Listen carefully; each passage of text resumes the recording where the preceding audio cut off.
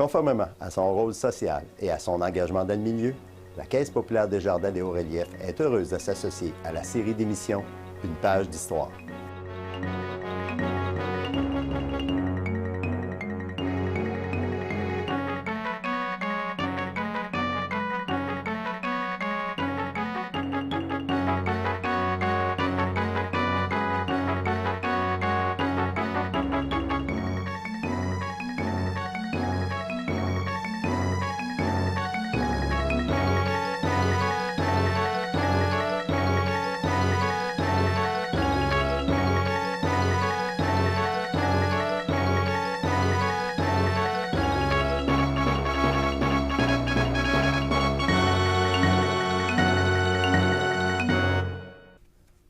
Mesdames et messieurs, bonjour et bienvenue à Une page d'histoire.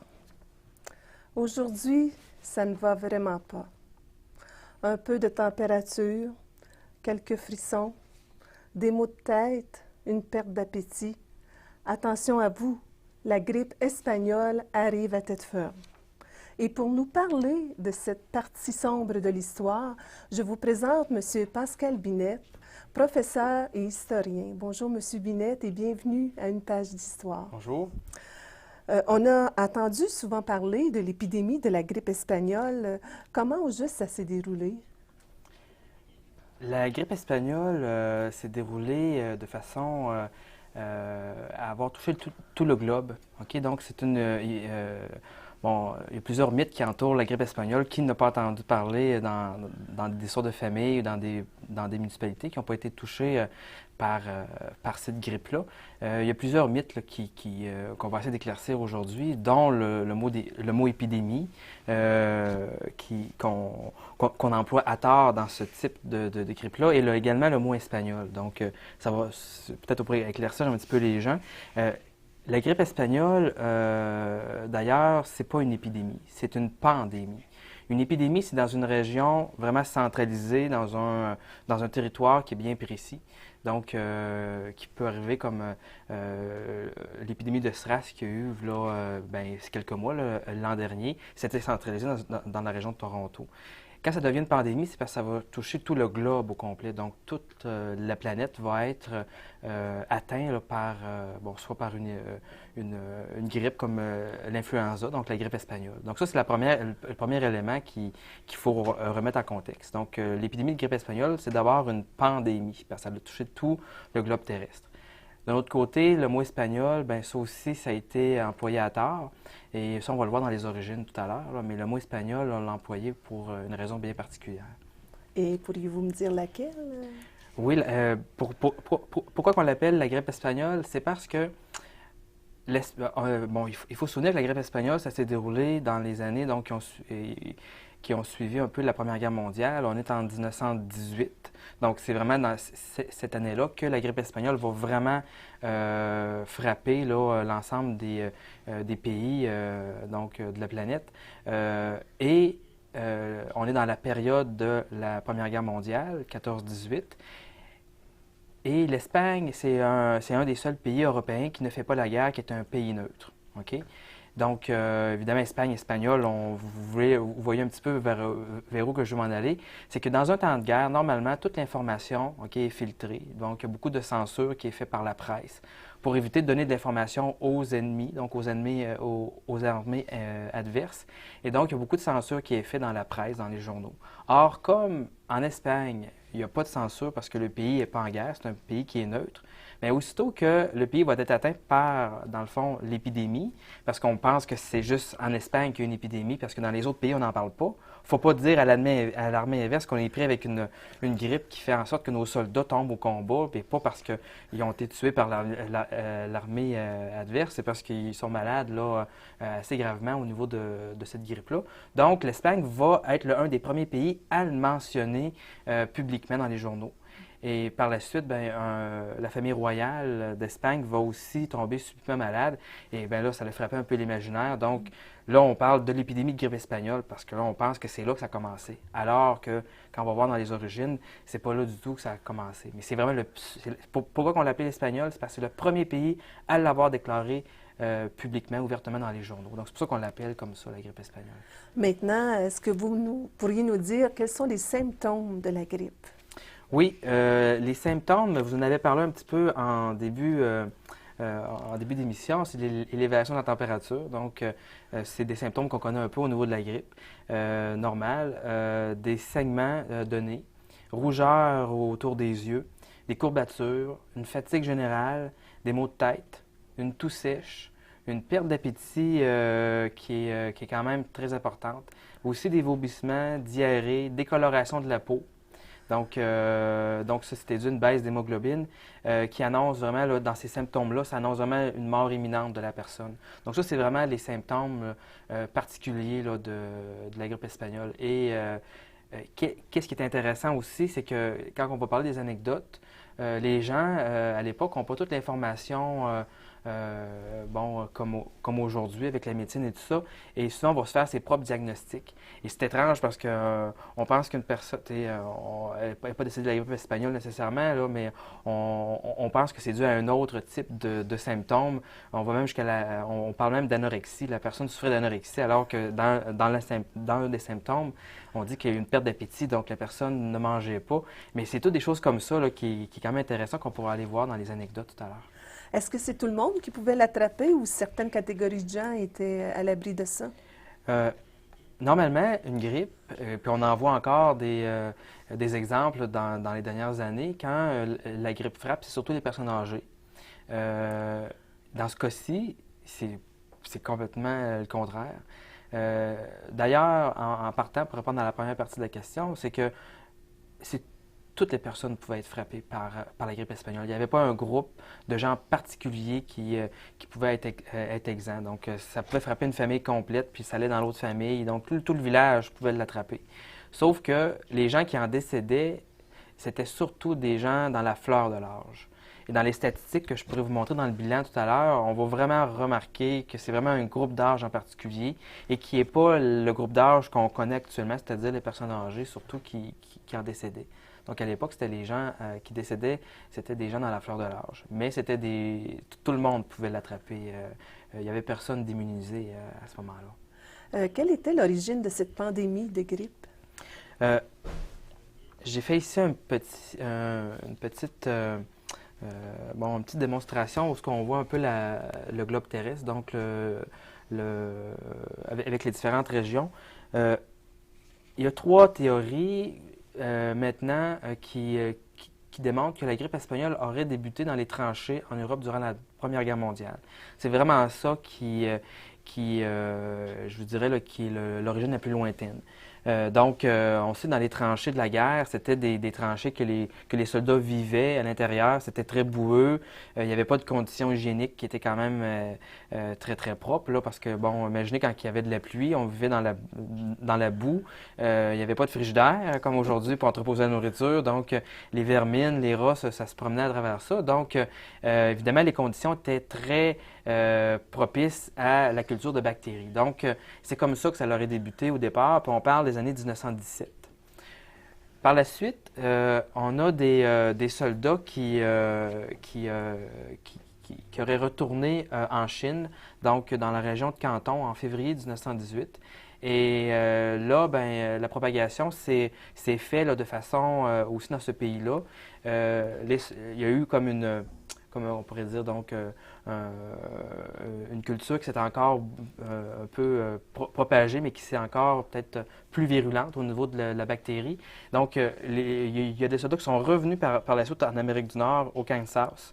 Et là, il y avait une fièvre porcine, qu'on appelle, qui fait en sorte que les soldats américains qui étaient en caserne à ce moment-là, qui ont retourné sur les fronts en Europe, ont ramené encore une source beaucoup plus virulente. Et là, c'est tout le mélange des cultures au niveau des bactéries qui a fait en sorte que là, ça éclate vraiment à partir des années 1918 sur le front en Europe. Donc, c'est quand même, bon, ça, vous voyez que ça fait le tour un petit peu, puis sauf que vraiment, là, c'est vraiment à cause de la guerre. L'origine de cette grippe-là, c'est vraiment la guerre. Les mauvaises conditions. Les mauvaises conditions. C'est sûr qu'il y a des théories c'est difficile à prouver parce que on parle de biologie, là, on parle d'analyse là, de bactéries et tout ça, et c'est aujourd'hui, en 2005, puis même quand on a fait des études, c'est difficile de rechercher vraiment les sources écrites. Hein.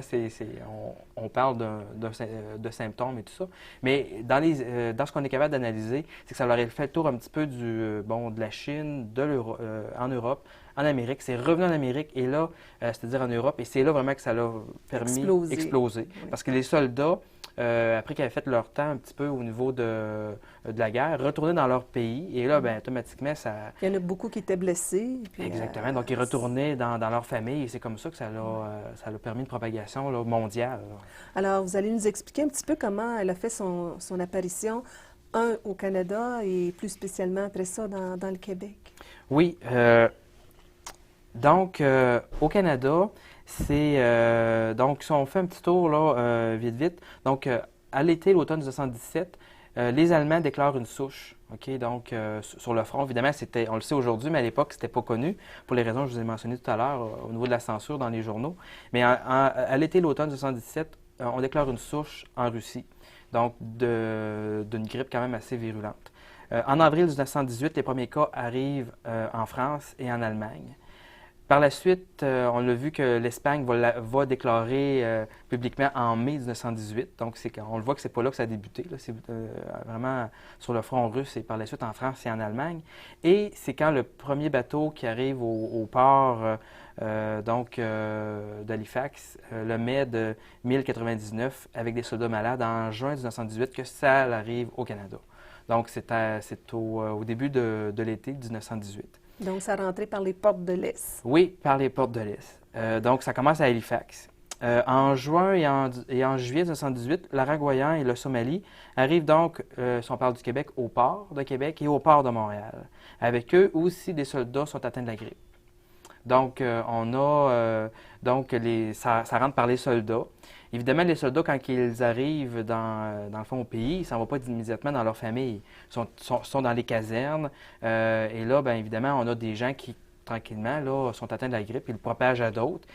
Et là, les autorités militaires ne savent pas trop un peu comment paraît ce fléau-là. Ils ne sont pas équipés là, au niveau des hôpitaux et tout ça pour pouvoir les soigner. Donc là, tranquillement, on va commencer à les renvoyer chez eux. Donc, c'est comme ça, tranquillement, pas vite, que les soldats, en quittant les casernes, vont propager la grippe un petit peu partout là, au Québec et au Canada.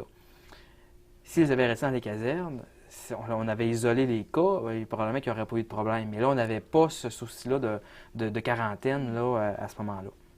Maintenant, plus spécifiquement dans la région, à quelle époque c'est arrivé? Bon, ça a un lien avec la province de Québec parce que on parle d'une région qui officiellement, ça s'est déclaré en septembre 1918. On parle de Victoriaville. Donc, c'est quand même très près de nous.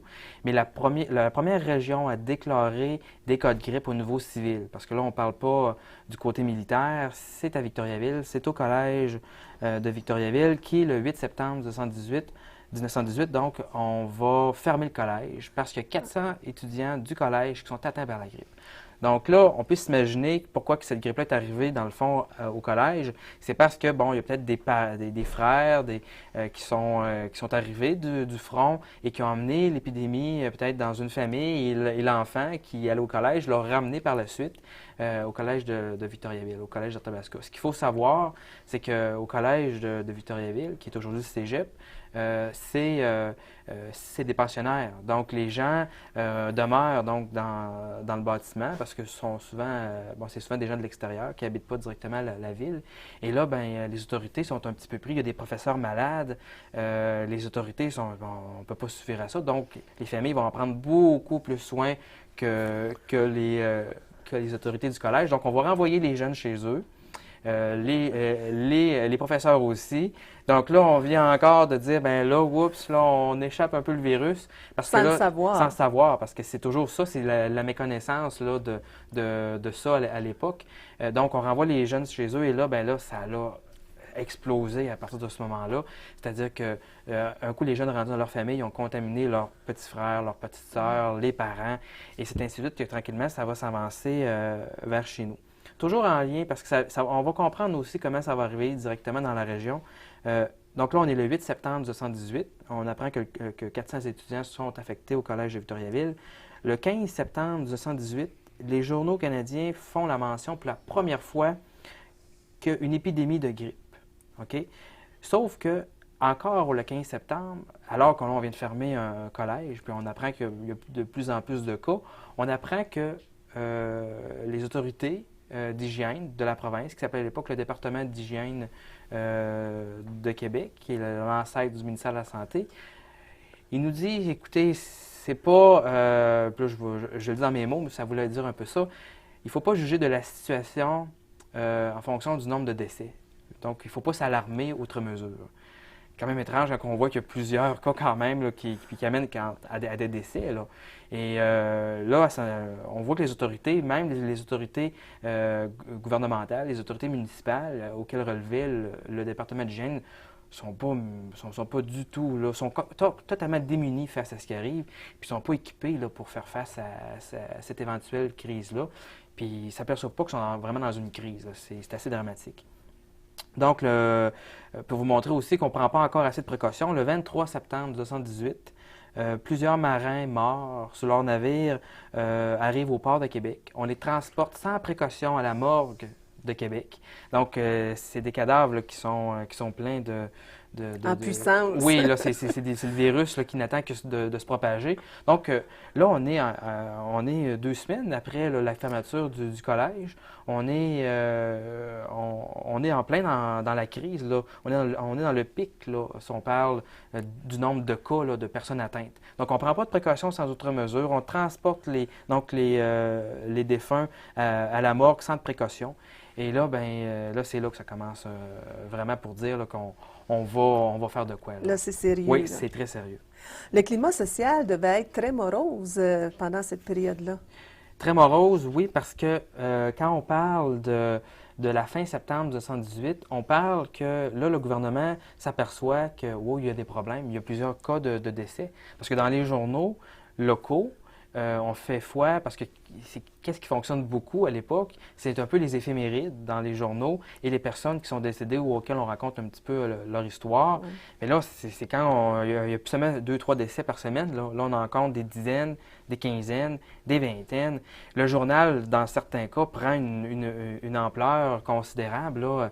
Le 3/4 des journaux, c'est des annonces de décès. Donc là, ça... On ne peut plus cacher à la population. Non, on ne peut plus cacher. C'est impossible. C'est impossible. C'est impossible parce que là, on voit vraiment qu'il se passe quelque chose. Là. Donc, le climat va devenir un petit peu... puis là, n'oubliez pas, on est encore dans la guerre là, à ce moment-là.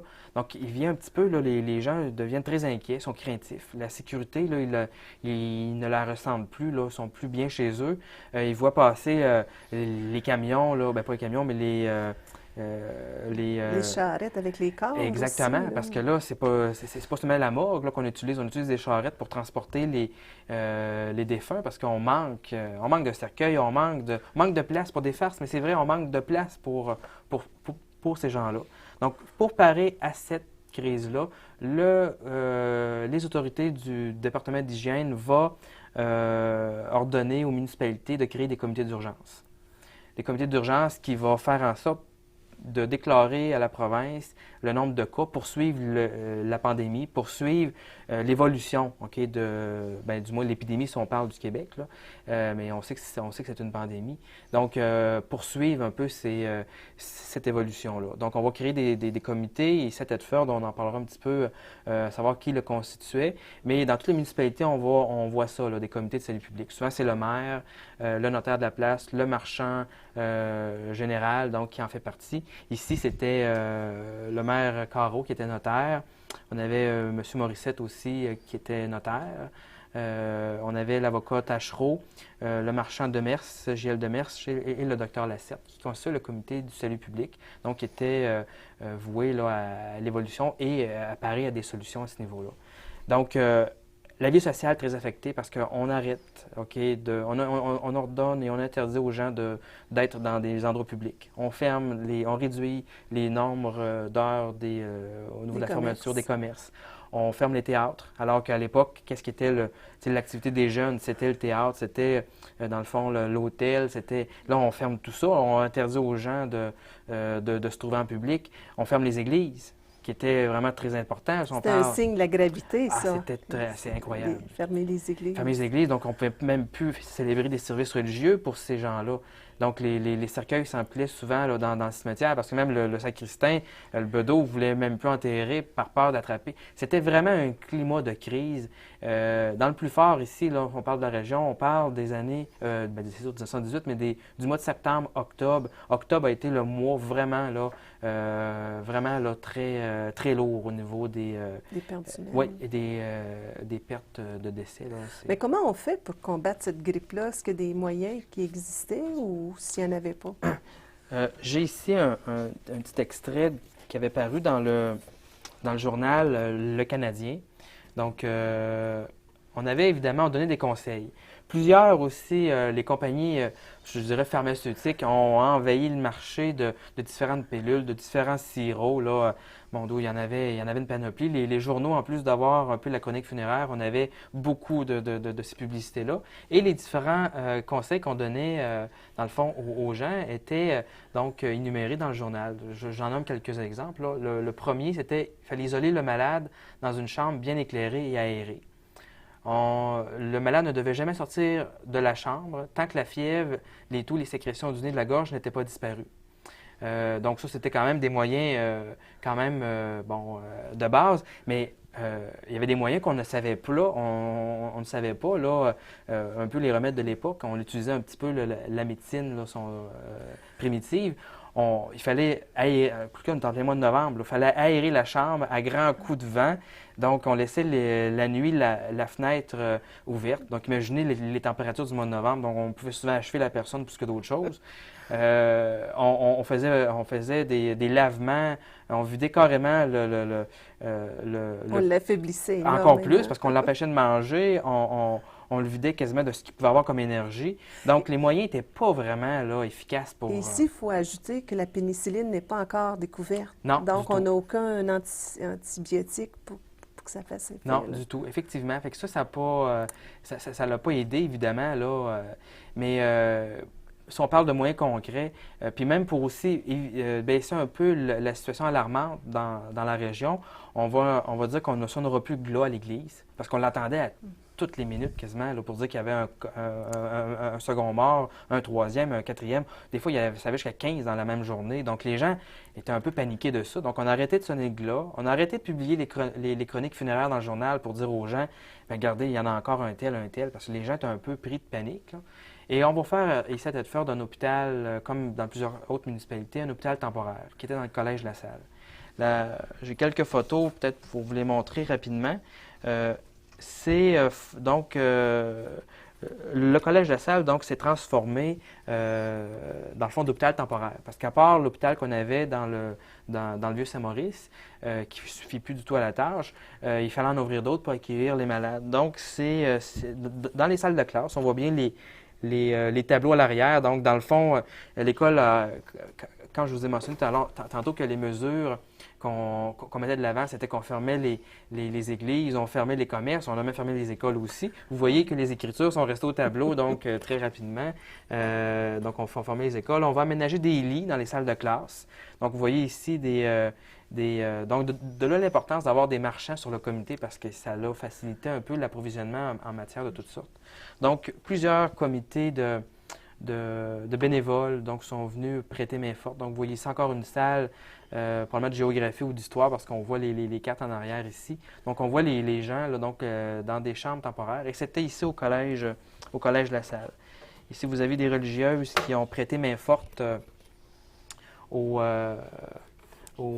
personnel. Il y a même eu des étudiants de l'Université Laval qui sont venus en renfort ici pour soigner les malades, parce qu'évidemment, les médecins en avaient un peu plein les bras. Donc, donc ici, on en a ici un exemple qui préparait justement un lavement. Là,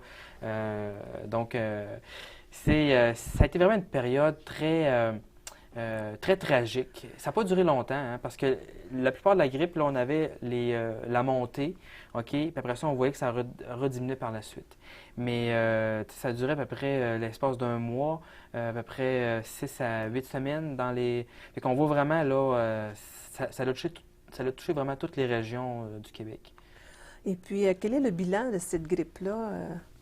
Le bilan, à l'époque, je ne pourrais pas vous dire le nombre de population à ce moment-là mondial, mais je peux vous dire qu'il y a eu 500 millions de personnes dans 1918 qui ont été atteintes par la grippe. Il y a eu 20 millions de morts. 20 millions de morts. C'est 2 fois plus que la Première Guerre mondiale en a fait en 4 ans. Donc, en quelques mois, la grippe espagnole a tué 2 fois plus de gens qu'en 4 ans de guerre. Donc, c'est vraiment incroyable. Et pour notre région, on a eu, à Saint-Edford, le plus haut taux de mortalité dû à la grippe. Évidemment, on peut que formuler des hypothèses, on ne comprend pas les raisons. Thetford et Sherbrooke ont été, dans les cantons, et les cantons de l'Est en général, ont été les régions les plus touchées par les cas de décès. C'est difficilement explicable. C'est-tu à cause des... on pourrait mettre en relief des facteurs comme peut-être le niveau économique. Est-ce que la pauvreté? Est-ce que les conditions dans les mines? Est-ce qu'il y avait moins de médecins? Donc, il y a plusieurs facteurs qui n'ont pas été analysés. On pourrait y mettre beaucoup d'hypothèses. Mais tout ce qu'on sait, c'est que Thetford a été la ville la plus touchée en proportion de sa population dans la province de Québec, suit par la suite Sherbrooke, donc la ville de Sherbrooke. Mais dans la région même... ou dans la ville même, est-ce que vous avez un peu le nombre de personnes pour nous donner une idée des décès ici, là? Oui, très rapidement. Je peux vous tracer un petit portrait du nombre de décès. Là, ici, j'ai un petit tableau. On pourra le regarder peut-être rapidement ensemble. Voyez-vous, pour Black Lake, on a eu 36 décès. Coleraine, on a eu 4 décès. Disraeli, 33. East Broughton, 39. Garbey, 10. Inverness, 12 décès. Laurierville, on en a 22. Lister, 30. Notre-Dame-de-Lourdes, 10. Plessisville, 46. Pontbriand, on en a eu 1. Robertson, 5. Sacré-Cœur-de-Marie, 16. Saint-Adrien-d'Irlande, 8. Saint-Éphrem, 17. Saint-Éphrem, 32, excusez. Saint-Évariste, 17. Saint-Ferdinand, 41. Saint-Fortuna, on en a eu 13 décès. Saint-Jacques-de-Lydie, 3. Saint-Jacques-le-Major, 8. Saint-Julien, 16. Saint-Méthode, 23. Saint-Pierre-Baptiste, 11. Saint-Pierre-de-Bretonne, 14. Saint-Pierre-de-Bretonne, 4. Sainte-Agathe, 14. Sainte-Sophie, 8. Saint-Sylvestre, 16. Thetford, 116. Et là, c'est partagé entre la paroisse de Saint-Alphonse, 67 et 49. Et rapidement, juste pour vous montrer un peu l'état des décès par rapport au nombre de la population, ici, j'ai fait un graphique qui vous démontre la proportion d'âge. Ici, les deux, vous voyez que c'est au niveau des hommes et des femmes, c'est quasiment égal. Là. À 50-49, 50 ce sont des hommes, 49 ce sont des femmes. Et pour ce qui est du groupe d'âge, vous voyez que les 15-19 à 25-34, si on prend ici les 3 colonnes, là, par rapport aux personnes de 35 ans en montant, vous voyez que c'est dans cette portion d'âge-là que les gens décèdent. Les 25-34 ans, là, ça constitue 24,2 des décès. Donc, c'est vraiment des jeunes dans la fleur de l'âge.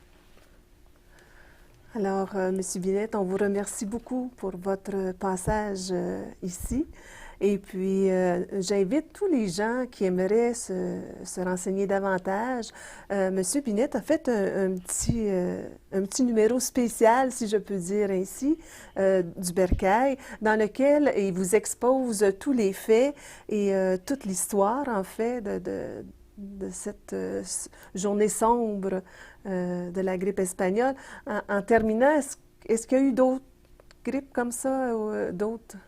Actuellement, c'est sûr que par la suite, les conséquences vont être de créer plus de mesures au niveau de la santé et tout ça. Mais actuellement, on est dans un contexte où est-ce que ça peut se redéclarer à nouveau. Merci beaucoup et à la prochaine page d'histoire.